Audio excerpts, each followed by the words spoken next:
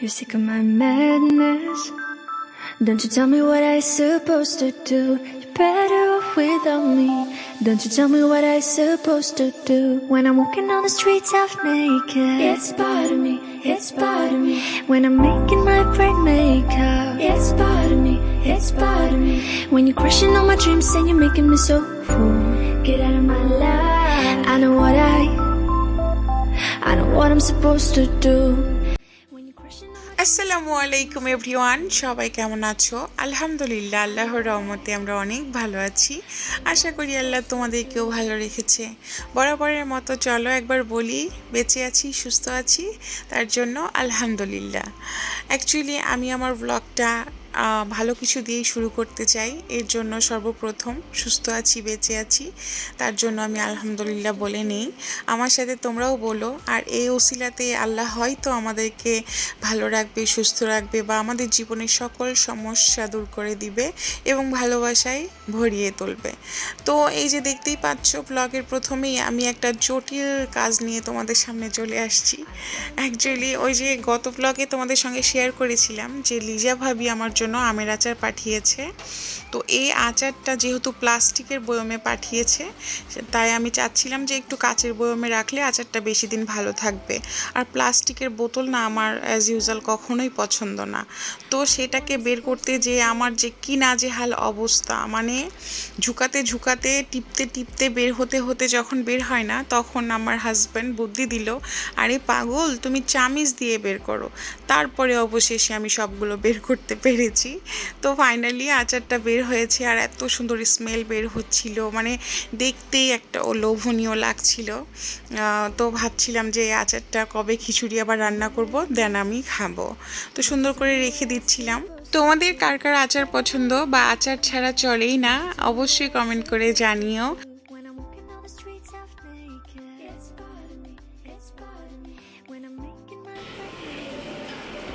বাবির হাতে পুডিংটা আমার খুবই মজা লাগে।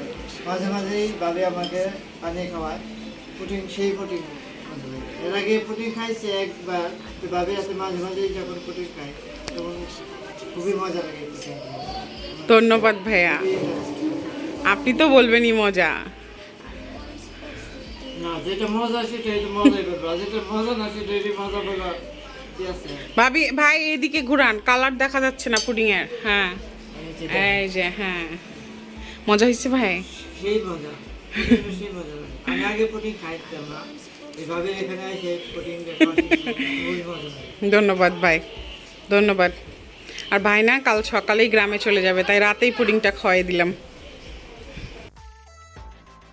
আমি যেহেতু ভয়েস ওভার করে বেশিরভাগ তোমার ব্লগগুলো শেয়ার করি, তো ভাবলাম যে আজকে আমার দেবরের কথাগুলো তোমাদেরকে শোনাই। যে অ্যাকচুয়ালি আমার দেবর কিন্তু আমার খুব প্রশংসা করে, তো ভাবছিলাম সুযোগটা ছাড়বো কেন। তো পুডিং পুডিং পুডিং, অ্যাকচুয়ালি আমার ব্লগে পুডিং থাকবেই, এটা হয়ে গিয়েছে রোজকার ডাল ভাতের মতো। আর যে বয়মে হচ্ছে আমি আচার উঠালাম, সেই বয়মেই ছিল তোমার বাদাম, কিশমিশ, আখরোট, প্লাস হচ্ছে যে মধু মিক্সড করা। তো আমি ভাবলাম যে সে বাদামটা ফেলে দিব বা হচ্ছে মধুগুলো ফেলে দিব, তা না করে আমি জাস্ট ব্লেন্ড করলাম।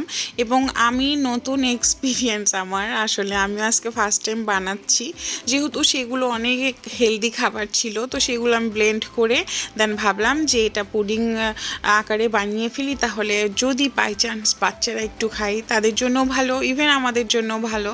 তো ফার্স্ট টাইম কিন্তু আমি এই রকম বাদাম টাদাম দিয়ে বানালাম। পরদিন সকালবেলা পুডিংটা যখন আমি প্লেটে ঢালবো অবশ্যই তোমাদের সঙ্গে শেয়ার করব। আর আগের পুডিংটাই যেহেতু একটু ছিল, এই জন্য আর ওইটা না আমি একদম বক্স সহই তোমার হচ্ছে ফ্রিজে রেখে দিয়েছি। তো পরদিন সকালে হচ্ছে আমার বড় ছেলের ফাইনাল এক্সাম, তো সে রেডি হয়ে ওর বাবার জন্য অপেক্ষা করছিল। আর আমি বলে দিচ্ছিলাম যে বাবা কোশ্চেন দেখে অ্যান্সার লিখবা, বা অ্যান্সারগুলো লেখার পরে হচ্ছে যে তুমি রিভাইজ দিবা, কোথায় ভুল হলো কোথায় সঠিক হলো সব কিছু। তো আমার বাবার কিন্তু কিন্তু এক্সাম চলছে, অবশ্যই সবাই দোয়া করো। আর ব্লগটা অবশ্যই শেষ পর্যন্ত দেখো, অনেক বাকি আছে। আর আমার অ্যাকচুয়ালি আমার ভালোবাসা বলো, আমার সংসার বলো, বা আমার ম্যারেজ লাইফ, আমার সুখে থাকা দুঃখে থাকার 10 বছরটা কেমনভাবে সেলিব্রেট করলাম, কেমন করে কাটালাম, সব কিছুই তোমাদের সঙ্গে শেয়ার করেছি। আশা করি শেষ পর্যন্ত দেখবা আর তোমাদের মতামতটা আমাকে অবশ্যই জানিও।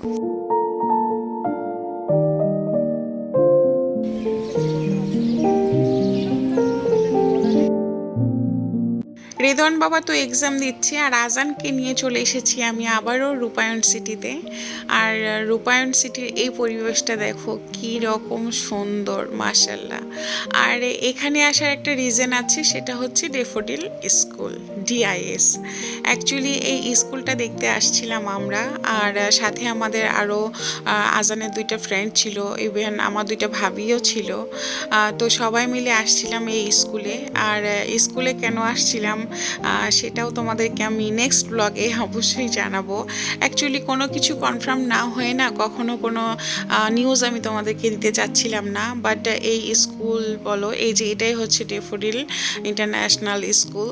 তো এই স্কুলের পরিবেশ প্লাস তোমার মাঠ অমায়িক অমায়িক সুন্দর। অ্যাকচুয়ালি উত্তরা শহরের মধ্যে এইরকম একটা স্কুল খুঁজে পাওয়া কিন্তু অনেক টাফ, আর এটা পসিবল হয়েছে শুধু রূপায়ণ সিটিতে। এই স্কুলটা দেখে এত সুন্দর একটা পরিবেশ, আমি জাস্ট তোমাদের সঙ্গে শেয়ার করতে চাচ্ছিলাম যে আসলে কতটা সুন্দর। ঢাকা শহরের মধ্যেও এইরকম একটা মাঠ প্লাস হচ্ছে এত সুন্দর একটা স্কুল পাওয়া কিন্তু আসলেই ভাগ্যেরও ব্যাপার, বা কষ্টসাধক, তাই না? সো আর আমার আজান কিন্তু অনেক এনজয় করছিল ওর ফ্রেন্ডদের সঙ্গে, খুব খেলাধুলা করছিল।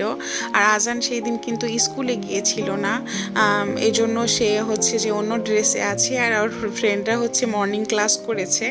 দেন তারপরে এখানে আমরা আসছিলাম।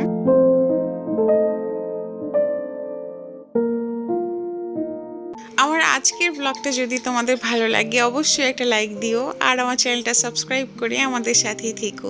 ভিডিওর যে কোনো একটা পার্ট যদি তোমাদের ভালো লাগে বা মন্দ লাগে অবশ্যই তোমাদের মতামতটা আমার সঙ্গে শেয়ার করো। আর অবশ্যই বলবা যে স্কুল প্লাস স্কুলের এই মাঠটা বা খেলাধুলার পরিবেশ, বাচ্চারা এত এনজয় করছিল, এটা তোমাদের কেমন লেগেছে। অবশ্যই আমার ব্লগটা শেষ পর্যন্ত দেখো। যারা নতুন বন্ধু আমার ব্লগটা দেখছো তোমাদেরকে অনেক শুভেচ্ছা, প্লিজ আমার সাথেই থেকো। আর যারা আমার সাথে আছো বা আমাকে ভালোবাসা দিচ্ছ প্রতিনিয়ত, তোমাদের কাছে আমি অনেক কৃতজ্ঞ, বিশ্বাস করো। আমি তোমাদের কাছে জাস্ট এই ভালোবাসাটাই চাই। তোমাদেরকে অসংখ্য ধন্যবাদ আমার সাথে থাকার জন্য। তোমাদের সঙ্গে কিছু কথা শেয়ার না করলেই না। আসলে আজকের ব্লগটা কিন্তু আমার ভালোবাসার 10টা বছর, সুখে দুঃখে, মানে কিভাবে অ্যাকচুয়ালি 10টা বছর পার হয়ে গেল সেটা কিন্তু ভাবলেও কেমন লাগে যে এই তো কিছুদিন আগে বসে যেছিলাম, বা এই তো কিছুদিন আগে আমার রেদওয়ান বাবা আসলো পৃথিবীতে, তারপরে আজান বাবা, বাট দেখতে দেখতে 10টা বছর হয়ে গেল।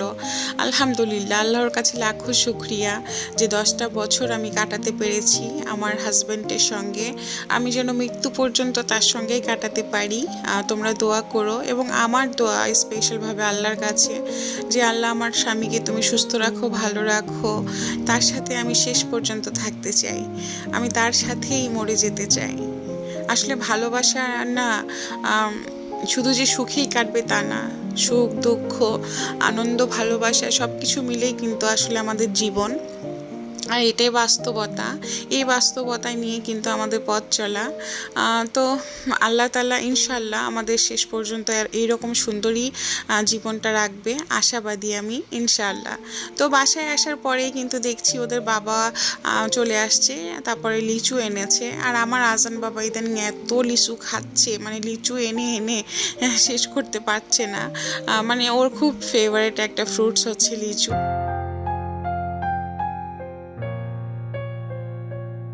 এই এই যে আমার আড়ঙের নতুন ড্রেস পরে আমি রেডি, আর আমাদের ম্যারেজ ডে সেলিব্রেশনের পার্টটা অ্যাকচুয়ালি শুরু হয়ে গিয়েছে। আর সেলিব্রেশন এটাকে বলা চলে না, জাস্ট ফ্যামিলি ডিনার, আর কিছুই না। আমার দেবরকেও আমি থাকতে বলেছিলাম যে ভাইয়া প্লিজ যায়েন না, আর ভাইয়া কিন্তু চলে গিয়েছে। সো যেহেতু মা আছে সাথে, আর আমরা ফ্যামিলির কয়েকটা মানুষ মিলে আমরা জাস্ট বাইরে ডিনার করব, এই জন্য বাসায় কোনো ঝামেলায় ওদের বাবা রাখে নাই। আমি চেয়েছিলাম যে বাসায় রান্না করব অনেক পদের।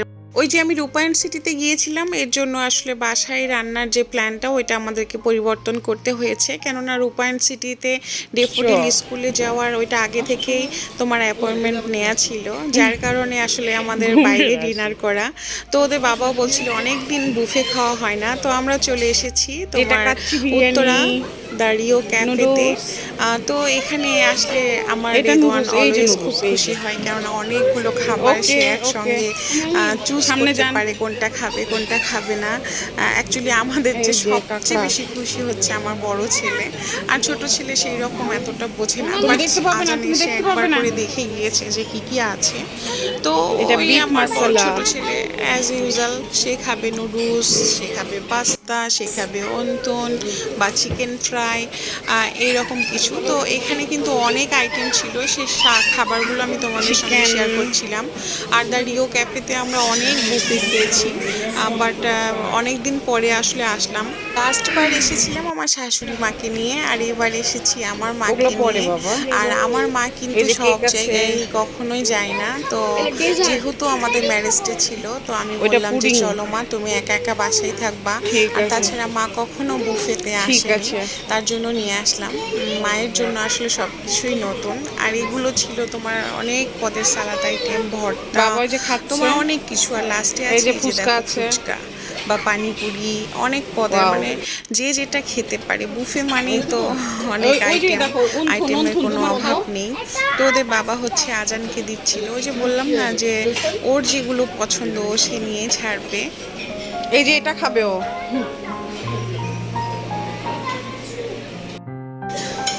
দ্য রিও ক্যাফে বুফে খাবারগুলো ভালোই, কোয়ালিটি অনেক ভালো মাশাআল্লাহ, কারণ আমরা এখানে অনেকবার খেয়েছি। আর যদি ভালো না হতো, আসলে একটা রেস্টুরেন্টে যাবা তুমি, সেখানে খাবারটা যদি তোমার ভালো না লাগে দেন তুমি সেখানে কখনোই আর বারবার যাবা না।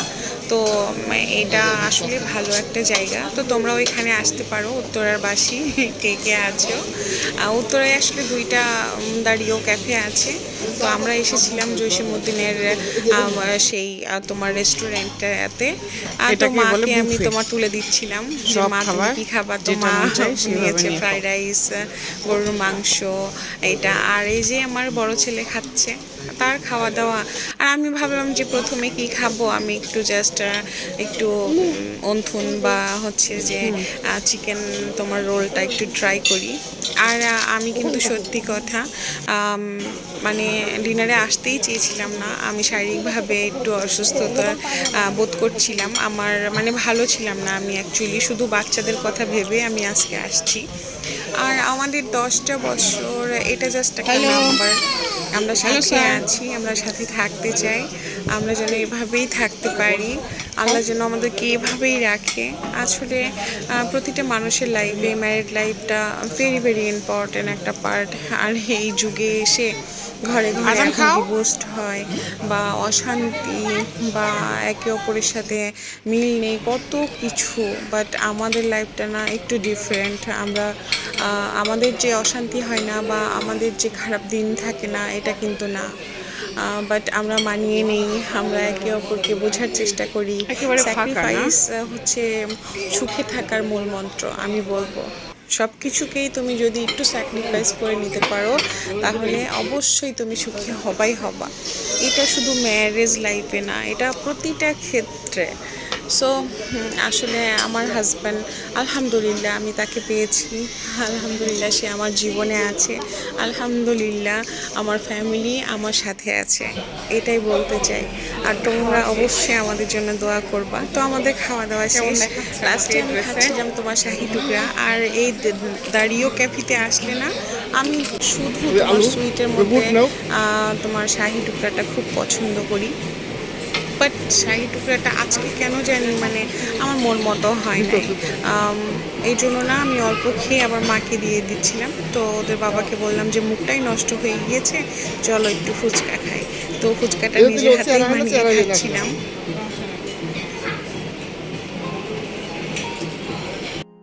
এত ব্যস্তময় দিন গিয়েছে, আমরা হাজব্যান্ড ওয়াইফ যে একটা সঙ্গে একটা পিকচার ওঠাবো সেই সময়টাও আমাদের হয়ে ওঠে নাই। তো দুইজনকে দেখছিলাম যে আমার ড্রেসটাতে আমাকে কেমন দেখাচ্ছে বা তার পাঞ্জাবিটাতে তাকে কেমন দেখাচ্ছে। তো বাচ্চারা চলে আসছে তোমার বেবি এগুলো খেলনার এই কেনার কর্নারে। জন্য। আজান তো আম্মু এটা নিব, আমাকে বের করে দাও, এরকম কিছু। তো একেবারে লাস্ট পর্যায়ে আমাদের কিন্তু ডিনার একেবারে কমপ্লিট। তো আমরা চলে যাচ্ছি বাসায়। তো এটাই ছিল আমাদের 10 বছরের আরও একটা দিন। অ্যাকচুয়ালি না। বেশি কিছু না, একসঙ্গে সময় কাটাতে পেরেছি, এটাই আল্লাহর দরবারে লাখো লাখো শুকরিয়া। তো তোমরা দোয়া করো, আমাদের ব্লগটা যদি পছন্দ হয় অবশ্যই একটা লাইক দিও, আর আমার চ্যানেলটা সাবস্ক্রাইব করে বন্ধুরা আমার সাথেই থেকো। আর এই যে আমি বলছিলাম না আমার শরীরটা প্রচণ্ড রকম খারাপ, তো বাসায় এসেই শুয়ে পড়েছি। মানে এত পরিমাণে অসুস্থ আমি, মানে বলার বাইরে। তো তোমরা ভালো থেকো, আবার নতুন কোনো ভ্লগে কথা হবে, দেখা হবে। তো আজকের জন্য আল্লাহ হাফেজ।